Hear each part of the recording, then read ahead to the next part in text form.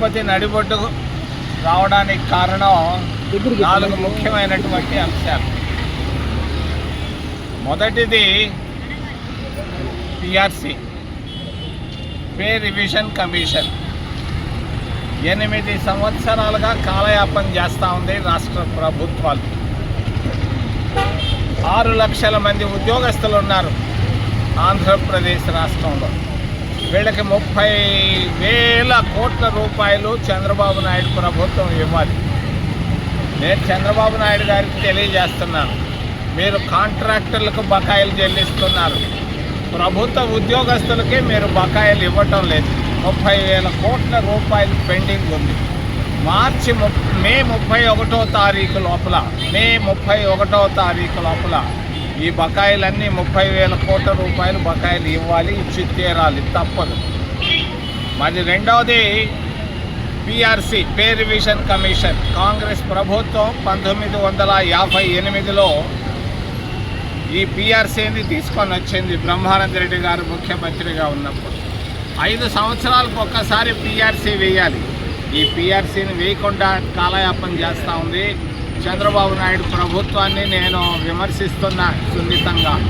వెంటనే పిఆర్సీని రేపు రాబోయేటువంటి మంత్రి మండలిలో పెట్టి వెంటనే పిఆర్సీని రాష్ట్ర ప్రభుత్వ ఉద్యోగులకు ఇవ్వాలని నేను డిమాండ్ చేస్తూ, రెండో విషయం మరి రాజధాని నగరం శాశ్వత రాజధానిగా తిరుపతి రాజధాని నగరం కాబోతుంది. శాశ్వతంగా తాత్కాలిక రాజధానులు వచ్చాయి. కర్నూలు, హైదరాబాదు, తుళ్ళూరు, ఇప్పుడు అమరావతి, చంద్రావతి మరి రాబోతున్నాయి. బ్రహ్మంగారు చెప్పారు, బ్రహ్మంగారు చెప్పిందల్లా జరుగుతూ ఉంది. పంది కడుపులో ఏనుగు పుడుతుందంటే మొన్న ఎక్కడో పుట్టిందంటే ఏనుగు. మరి ఖచ్చితంగా తిరుపతి రాజధాని నగరం అవుతుంది, అవి తీరుతుందని తెలియజేస్తున్నా. ఎవరు ఆపలేరు.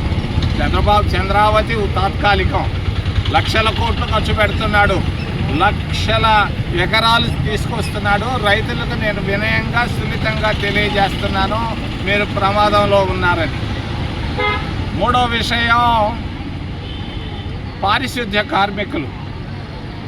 మహాత్మా గాంధీ కూడా పారిశుద్ధ్య కార్మికుడే ఒకప్పుడు. మరి అటువంటి గొప్ప పనిని మరి తిరుపతి దేవస్థానంలో 10,000 మంది కార్మికులు చేస్తున్నారు. వీళ్ళ పరిస్థితులు అధ్వానంగా ఉన్నాయి, చాలా అధ్వానంగా ఉన్నాయి. బానిసల కంటే హీనంగా చూస్తున్నారు పారిశుద్ధ్య కార్మికుల్ని. తిరుపతి మున్సిపాలిటీలో ఉన్నటువంటి పారిశుద్ధ్య కార్మికులకు, తిరుపతి దేవస్థానంలో ఉన్నటువంటి పారిశుద్ధ్య కార్మికులకు ఏనుగు మరి కుందేలుకున్న తేడా కనిపిస్తూ ఉంది. నేను తెలియజేస్తున్నా టీటీడీ మండలి, నేను తెలియజేస్తున్నా, పారిశుద్ధ్య కార్మికులను బానిసల్లాగా చూడకుండా మనుషులుగా చూడండి. వాళ్ళకి 10-12 వేలు ఇచ్చి మీరు వాడుకుంటున్నారు మిమ్మల్ని. వాళ్ళకి రిస్క్ అలవెన్స్ ప్రతి నెల 10,000 ఇవ్వాలి. రిస్క్ అలవెన్స్ ప్రతి నెల 10,000 ఇవ్వాలి, వేతనాలు కాకుండా. వేతనాలు, రిస్క్ అలవెన్స్ రెండు కలిపి 30,000 రూపాయలకు ₹1 తక్కువ లేకుండా ధర్మకర్త మండలి నిర్ణయం తీసుకోవాలని నేను డిమాండ్ చేస్తున్నాను కాంగ్రెస్ పార్టీ తరఫున. మేము అడిగేది ధర్మం, న్యాయం. మీరు ఎవరెవరికో చేస్తున్నారు, వేల కోట్ల రూపాయలు మీరు ఇస్తున్నారు. మీరు మరి మొన్న తిరుపతి అలిపిరి దగ్గర 1000 కోట్ల రూపాయలు భూములు ఇచ్చారే ఓ చంద్రబాబు నాయుడు. ఇది ఎట్ట నీకు మనసు ఒప్పింది? అలిపిరిలోనే కదా నువ్వు పునర్జీవనం వచ్చింది. అలిపిరి దగ్గర మరి ట్రైడెంట్కు, ఒబెరాయికి, దైవలోకి 30 ఎకరాలు ఇచ్చేవేమో మిత్రమా. 1,000 కోట్ల రూపాయల ఆస్తులు టీటీడీ ఇవ్వడం ధర్మమా? ఓ చంద్రయ్య, నేను అడుగుతున్నా ముఖ్యమంత్రి అయ్యా, 1,000 కోట్ల రూపాయల భూములు ఎలా ఇస్తావు? ఎందుకు ఇచ్చావు? వెంటనే రద్దు చేయాలని నేను డిమాండ్ చేస్తున్నాను చంద్రబాబు నాయుడు గారిని. మీ సొంత సొత్తా, నారావారిపాలె సొత్తా ఇది? తిరుపతి ఈ తిరుపతి దేవస్థానానికి సంబంధించిన ఆస్తులను నువ్వు 90 ఎకరాలు ముగ్గురికి ఇచ్చావు, కోటీశ్వర్లకు. ఎందుకు ఇచ్చావు? ఎవరు ఇచ్చారు నీకు ఇది?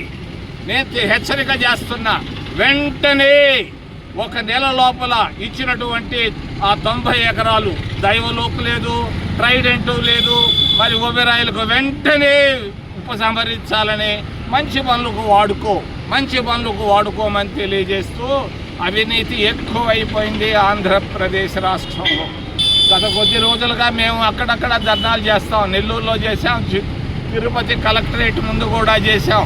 దాదాపు 1000 కోట్ల రూపాయల అవినీతి సంవత్సరానికి జరుగుతూ ఉంది. ఎక్కడ? సత్యవేడులో నెలకి 100 కోట్ల రూపాయల ఇసుక బయటకు వెళ్తాం. మరి గూడూరులో నెలకు 100 కోట్ల రూపాయలు సిలికా వెళ్తూ ఉంది. బంధుప్రీతి ఇక్కడ కనబడుతుంది గూడూరులో. మరి 100 కోట్ల రూపాయలు విలువైనటువంటి క్వార్ట్జ్ వెంకటగిరి నుంచి వెళ్తూ ఉంది. ఎందుకు వెళ్తూ ఉంది? ఎవరిచ్చారు పర్మిషన్? ఎవరిది డబ్బు? ఎవరిది సొత్తు? తప్పు చేస్తున్నావు చంద్రబాబు నాయుడు, వెంటనే ఉద్యోగస్తులకు ఇవ్వాల్సిన పిఆర్సీని ఇవ్వు. ఈ పిచ్చి పనులు ఆపమని మేము తెలియజేస్తూ, ఏదైనా ప్రశ్నలు ఉంటే P4 అంటాడు ఆయన. మొన్న వచ్చి పద్మావతి కాలేజీలోనో యూనివర్సిటీలోనో మాట్లాడాడు. P4 అంటే ఏందయా? పేదోళ్ళని రక్షించాలి. 2 రోజులు 3 రోజుల నాడు శ్రీవారి మెట్టు దగ్గర 32 మంది నిరుపేదలు ఏదో అమ్ముకుంటుంటే ఎందుకు వాళ్ళని తీసేశారు విజిలెన్స్ అధికారులు? ఓ చీఫ్ విజిలెన్స్ అధికారి, నాకు తెలుసు చాలా బాగా, తప్పులు చేయబాకు, పేదోళ్ళ పొట్టలు కొట్టబాకు. శ్రీవారి మెట్టు దగ్గర 32 మంది నిరుపేదల పొట్టలు కొట్టడం పాపం అని తెలియజేస్తూ, ఇటువంటి కార్యక్రమాలు భవిష్యత్తులో జరగకూడదని కూడా హెచ్చరిక చేస్తూ సెలవు తీసుకుంటాం. డీజిల్ మోడీ ప్రభుత్వ వైఖరికి ఇది నిదర్శనం. అసలు ఎందుకు వచ్చింది పెట్రోల్ డీజిల్? యుద్ధం వల్ల వచ్చింది. యుద్ధం ఎందుకు వచ్చింది ఎవరికైనా తెలుసా? కారణం ఉందా? ఎప్స్టీన్ వల్ల. ఎప్స్టీన్ అనేవాడు ఒక బ్రోకర్ చేతిలో వైట్ హౌస్ చిక్కిపోయింది. భారతదేశంలో ఉన్నటువంటి 2 పెద్ద మనుషులు కూడా చిక్కిపోయి ఉన్నారు. ఫైళ్లు తొందరగా రాబోతాయి. కేంద్ర ప్రభుత్వంలో మార్పులు రాబోతాయి 6 నెలల్లో అని తెలియజేస్తారు.